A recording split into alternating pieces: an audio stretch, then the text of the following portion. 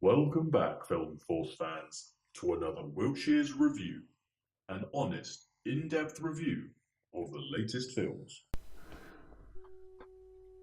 What did I just watch? What did I just watch? I can't believe I've subjected myself to this. I did it for you guys. I did it for the Film Force fans. I subjected myself to The Darkest Minds.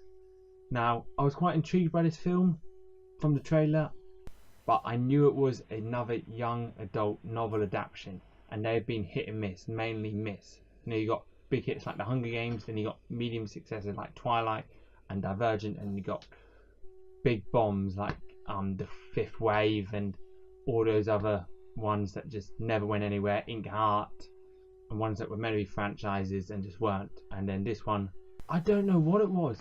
I'm still trying to process it in my mind. It was so bad. Okay, it stars Vu from The Hunger Games. Okay, she was the biggest name in it.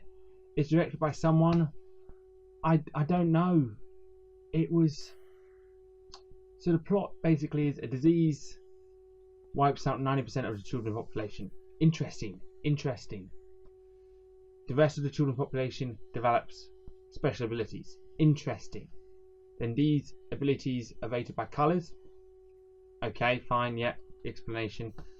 Their eyes glow that colour when they use their powers. Oh, stupid. They're dressed in those colours in the concentration camps or the camps. Why? It's ridiculous. And two of the colours, orange and red, are so dangerous that they're killed apparently. But we found out later they're not all killed. And she eventually escapes and is rescued by something called the League.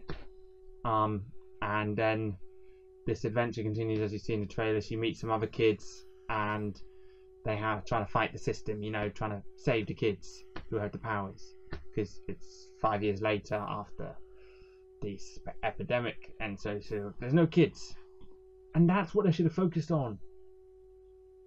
All the kids are dead apart from these 10%. What's it doing to the world? What's it like for the kids? But they focused on a love triangle that I couldn't give one flying Scooby about. They focused on factions, and all the factions seem to be exactly the same, but the kids chose to do work for one of them. It was like, why? And it ended on a cliffhanger, and I couldn't give one flying Scooby again about the cliffhanger. The cliffhanger wasn't even interesting. It was like, wow, yeah, interesting. I don't want to spoil it, but it's like, what's the point? It was just, there's nothing in it. And the one scene where there should have been some emotional depth, you should have really felt for the characters. You just didn't. You were like, well, I saw this coming. I don't care. I don't see any. I just don't care. It was a bad film. We could have done so much well with a concept that was good. It had a few twists that were not surprising at all. They just were there. It had action that was boring.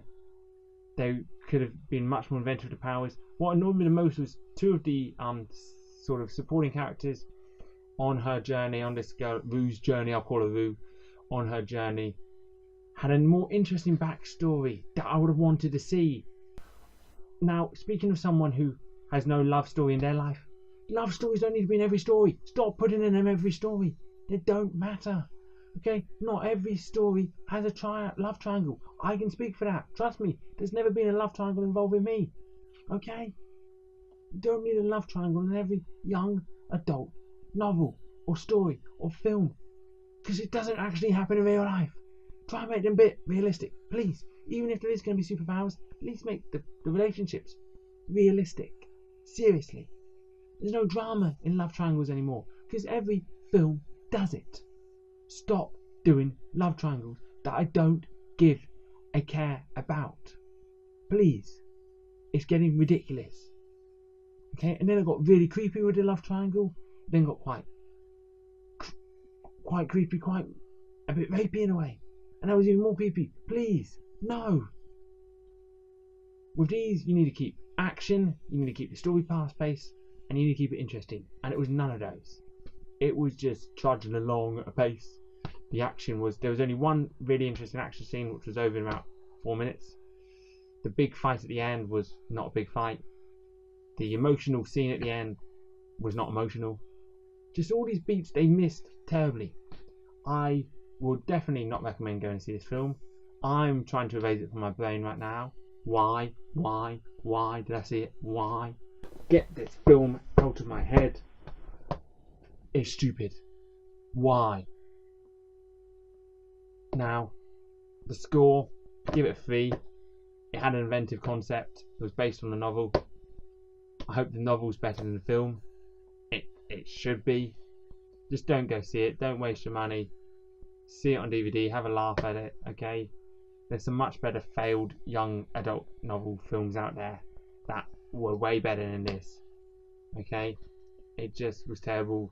It's not going to start a franchise. The cliffhanger I don't care about. I don't care about what happens. It was just not interesting. Just go see something else. Go see Ant-Man and the Wasp for a second time. Go see Incredibles 2 again. Go see Teen Titans Go movie. Just anything but this. Go see the Meg or Mission Impossible Fallout. Just something other than The Darkest Mind. Just don't see The Darkest Mind because it's now dark in my mind. Okay, and I'm wondering if there's any hope left for humanity. So that has been my review, Film Force fans. What do you think? Do you think did you like it? What's your favourite young adult novel adaptation? Okay? Is it Hunger Games? Is it Twilight? Is it Inkheart? Is it the 50 others that I can't even name right now? Let me know in the comments below, and until next time, make sure you hit that like button and subscribe. Bye. Thank you so much for watching. If you enjoyed it, do hit that like button or head down to the comments below. And don't forget to subscribe for the latest videos. May the Force be with you.